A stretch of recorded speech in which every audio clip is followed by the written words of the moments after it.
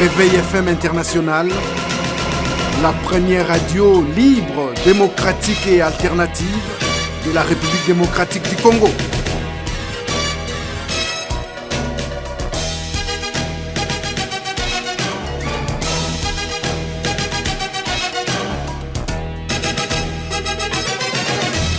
Réveil FM International, la radio qui vous écoute. Monsieur Emmanuel Olivier Gabiro, bonsoir. Bonsoir, merci. Voilà, vous êtes à Paris. Qu'est nouveau votre visite dans la ville des Lumières? Bon, mais c'est la ville des Lumières, comme vous le dites, mais c'est aussi le carrefour de tous ceux qui aiment la liberté, la démocratie, et je suis ici. Voilà, alors on va parler de votre pays, la République centrafricaine. Après la transition, on va aller aux élections, mais il me semble que vous êtes 30 candidats. Comment allez-vous faire pour arriver à occuper les seuls fauteuils qui existent?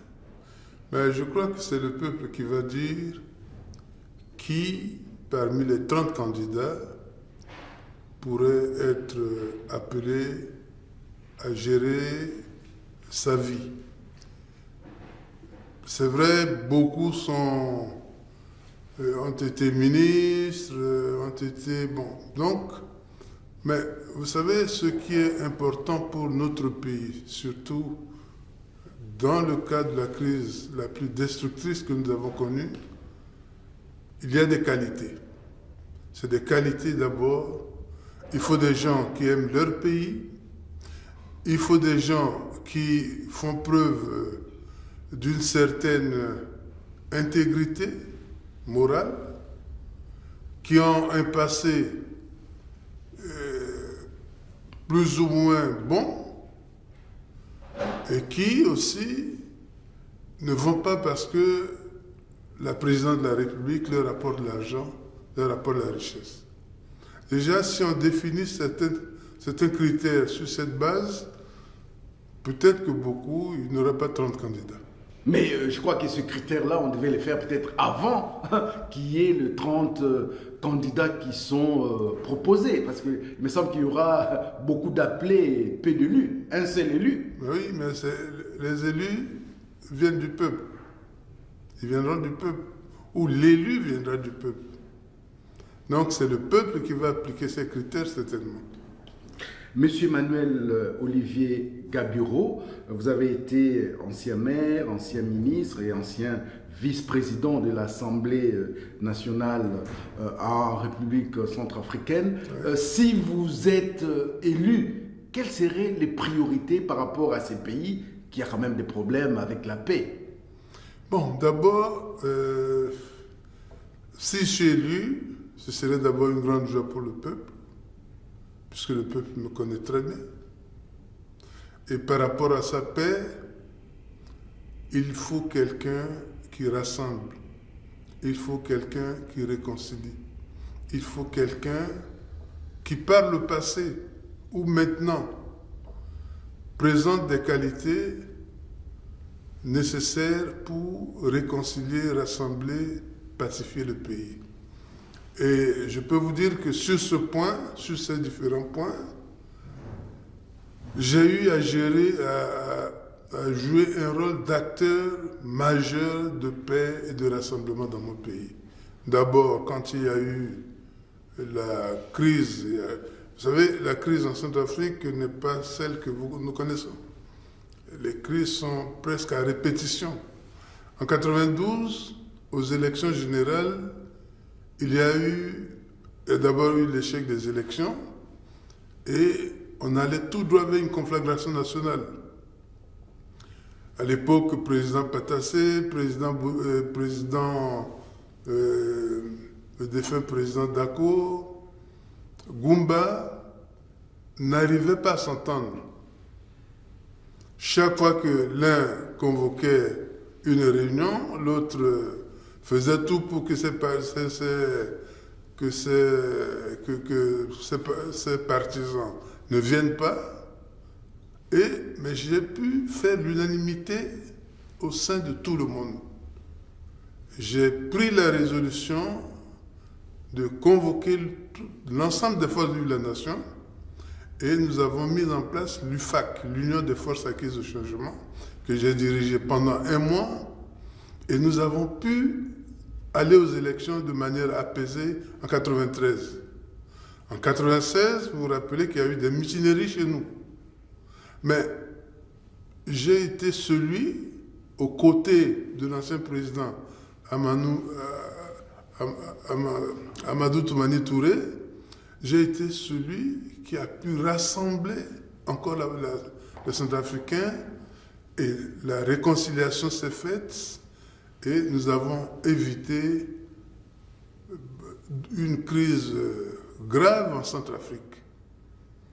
Et en 2005, d'abord au dialogue national, lorsque je me suis aperçu que toutes les recommandations qui devraient ramener définitivement la paix, qui devraient remettre le pays sur le rail du développement, enfin de la reconstruction, n'étaient pas appliquées, j'ai démissionné. J'étais vice-président du comité de suivi aux côtés de Mme Samba Panza et j'ai démissionné.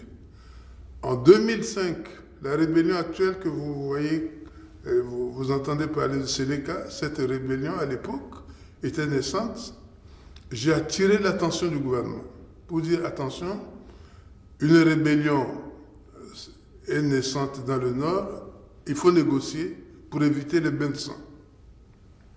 Là encore, quand le gouvernement n'a reconnu la rébellion que plus tard, c'est moi qui ai réuni encore l'ensemble des forces de la nation et il y a eu le dialogue politique inclusif que j'ai co-dirigé aux côtés du président Pierre Buyoya du Burundi. Donc, vous voyez, même là tout récemment, vous savez que je suis président de la coordination générale des Centrafricains de France. Mais en novembre 2013, nous avons encore initié une rencontre de l'ensemble, une concertation nationale, et c'est ce qui a donné le forum de Brazzaville, ensuite le forum de Bangui. Donc c'est pour vous dire que sur ce point, comme acteur de la paix, acteur du rassemblement, il n'y en a pas deux en Centrafrique. Monsieur Emmanuel Olivier Gabiro, vous savez très bien, vous avez dit que votre programme va s'établir autour de la paix. Or, on ne peut pas parler de la paix sans la réconciliation, notamment de Centrafricains. Et on sait très bien qu'avec la liste qui a été publiée, il y a quand même des voix qui s'élèvent, notamment des François Bozizé, qui dit que cette liste n'est pas correcte. Il aurait aimé que lui aussi que son nom soit retenu. Alors, qu'est-ce qu'on peut faire? Qu'est-ce que vous pensez faire par rapport à la réconciliation de Centrafricains? Est-ce que c'est possible? Bon, il faudra distinguer la réconciliation et la justice. Ça, c'est vraiment important. C'est vrai que les deux peuvent aller ensemble. La justice sera utilisée comme un moyen de réconciliation, mais aussi d'éducation. Et la réconciliation se fera grâce à la justice. Dans le cas du président Bozizé, je crois que c'est la justice, vous savez, la Cour constitutionnelle. La Cour constitutionnelle est une juridiction. Donc c'est elle qui a décidé sur des critères qui lui sont propres que le président Bozizé ne pouvait pas être candidat. Donc je ne peux pas me prononcer sur ce point. Je ne peux pas commenter une décision de la justice. Mais par contre, en ce qui concerne la réconciliation, une chose est sûre, il n'y aura pas d'impunité. Vous savez que c'est l'impunité qui est à l'origine de toutes les graves crises que nous connaissons aujourd'hui. Donc, l'impunité, la justice, d'abord l'indépendance de la justice sera réaffirmée. La justice sera aura un grand travail à faire, un grand travail par rapport à la poursuite de ceux qui sont à l'origine du chaos généralisé, de manière à ce que, et en même temps pour préparer la réconciliation. La réconciliation ne se fera pas sans justice. Et ça, c'est très important. La réconciliation se fera avec la justice et avec d'autres mesures qui doivent l'accompagner. Par exemple, au niveau de l'administration, on doit faire de telle manière que les critères de choix, depuis la présidence, enfin les ministres, jusqu'aux fonctionnaires, aux fonctionnaires, au sein de l'administration, au sein de la diplomatie, au sein de la justice, qu'il y ait des critères qui tiennent compte non seulement d'efficacité, mais des critères géopolitiques, des critères tels qu'il n'y ait pas de distinction d'appartenance politique, d'appartenance de religion, mais au moins la recherche d'efficacité, mais qui va prendre en compte tous ces critères sans qu'il y ait une sorte de discrimination quelconque. Donc la réconciliation, c'est tout un processus. Et elle commencera au niveau des institutions nationales, en partant maintenant jusqu'à la cohabitation, jusqu'à la coexistence dans les quartiers, au sein de la société, mais c'est tout un processus qui prendra en compte toutes les étapes de la nation. Monsieur Manuel Olivier Gabiro, vous parlez de la réconciliation.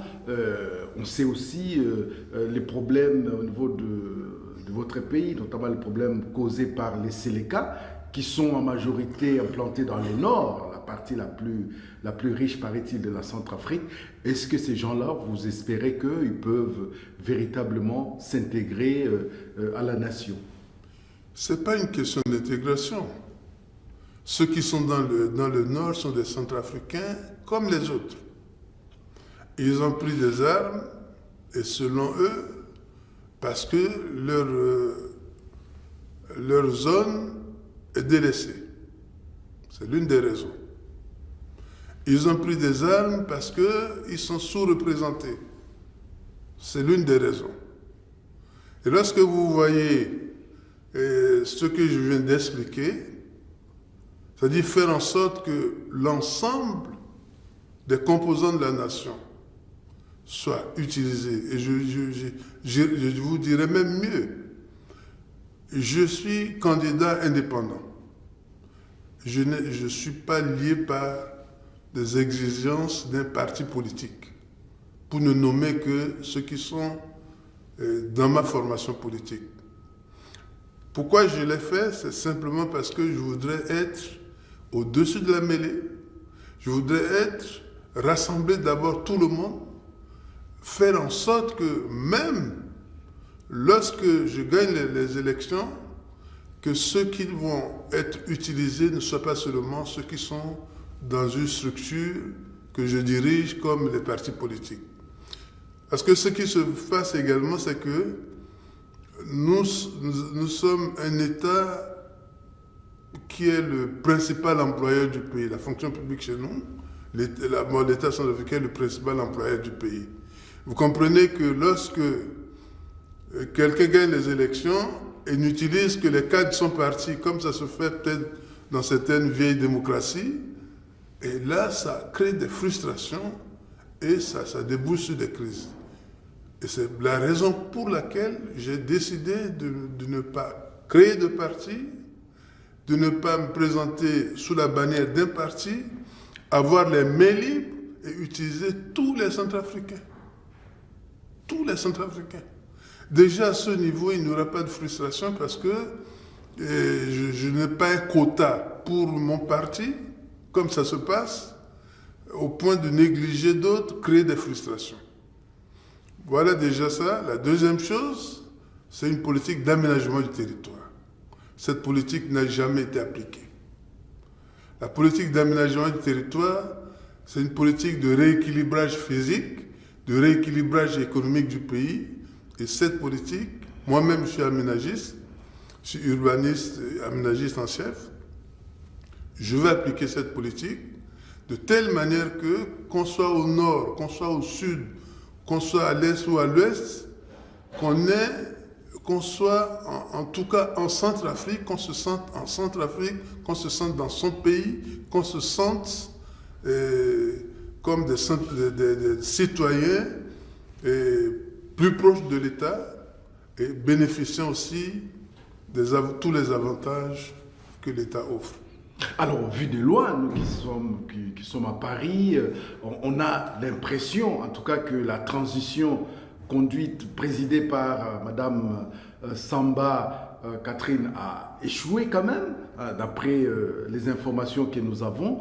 Est-ce que c'est ce qui justifie qu'il n'y ait qu'une seule femme candidate aux élections présidentielles? Bon, vous savez, vous êtes journaliste, vous avez plus d'informations que moi. Mais ce que je peux vous dire, c'est que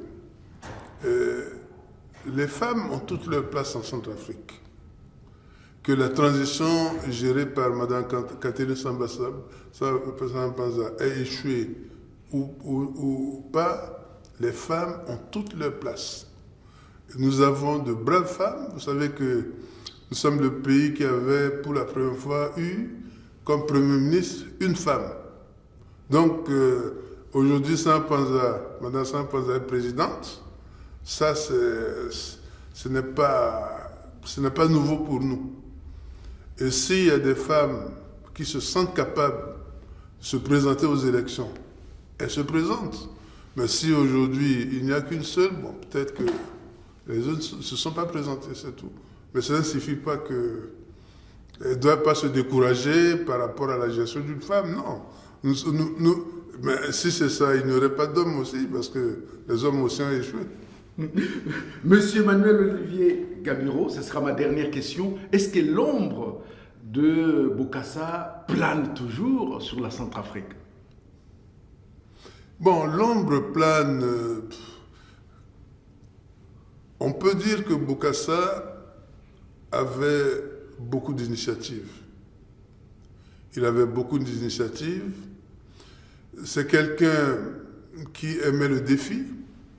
Chaque fois qu'il voyage et qu'il voit une réalisation quelque part, il veut absolument faire la même chose en Centrafrique. Mais aujourd'hui, si on suit l'exemple de Bokassa, qui aimait son pays, même s'il détournait, qui avait le sens de la fierté de son pays, le sens de la dignité de son pays, même si lui-même, il avait certaines conduites reprochables. On peut améliorer cet esprit. On peut améliorer cet esprit par une bonne gestion, une gestion rationnelle et faire en sorte que la République centrafricaine se reconstruise et se développe rapidement. Ce sera vraiment ma dernière question. Vous qui êtes issu de la diaspora, quel message lancez-vous aux Centrafricains, notamment ceux qui vivent en France? Bon, ceux qui vivent en France doivent savoir que c'est vrai, vous savez, quand on va dans un pays, quel que soit son niveau, on apprend quelque chose. On apprend toujours, on voit toujours quelque chose qu'on peut apporter d'un pays, même quand on va en touriste. Ceux qui vivent en France ont fait des études, la plupart ont fait de grandes études ici en France. Et ces études, vous savez, la plus grande richesse d'une nation, ce sont ses cadres, ce ne sont pas ses richesses. Ce sont ses cadres. Mais lorsque tous ces cadres restent, je comprends, il y a certaines, c'est vraiment un sujet très, très, très important, mais il faut du temps parce qu'ils ont des raisons de rester, mais ils ont aussi tort de rester. Le gouvernement qui les a envoyés, qui ne les suit pas et qui ne met pas en place une politique pour les faire revenir, a aussi sa responsabilité. Mais ce que moi je conseille, c'est que les cadres africains d'une manière générale et centrafricains en particulier doivent retourner, reconstruire le pays.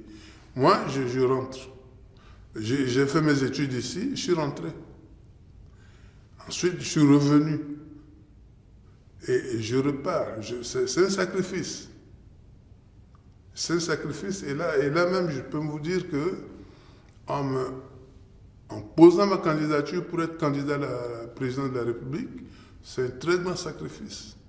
Mais un sacrifice parce que je ne vais pas pour devenir riche, je ne vais pas parce que je veux des honneurs, mais je vais parce que j'ai le devoir de reconstruire mon pays, parce que je me sens interpellé par la destruction de mon pays. Donc, si chacun réfléchit de cette manière, je crois que la diaspora reconstruirait l'Afrique. Monsieur Emmanuel Olivier Gabiro, candidat à l'élection présidentielle de la République centrafricaine, nous vous remercions. Réveil FM vous remercie d'avoir pris un peu de votre temps pour répondre à nos questions et nous vous souhaitons bonne chance par rapport aux 29 autres candidats. Parce que vous êtes 30 pour un seul fauteuil. Et que vive la République centrafricaine et puis qu'elle puisse retrouver rapidement la paix. Merci à vous. Merci. Et bon retour et bonne campagne. Enfin, bonne campagne maintenant pour les élections qui vont arriver très rapidement. Merci à vous et bon chemin. Merci beaucoup. Merci.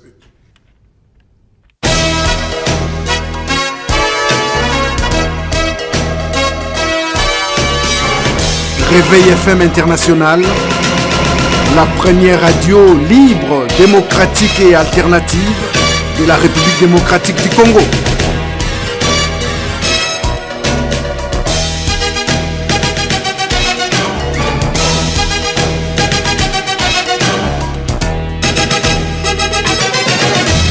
Réveil FM International, la radio qui vous écoute.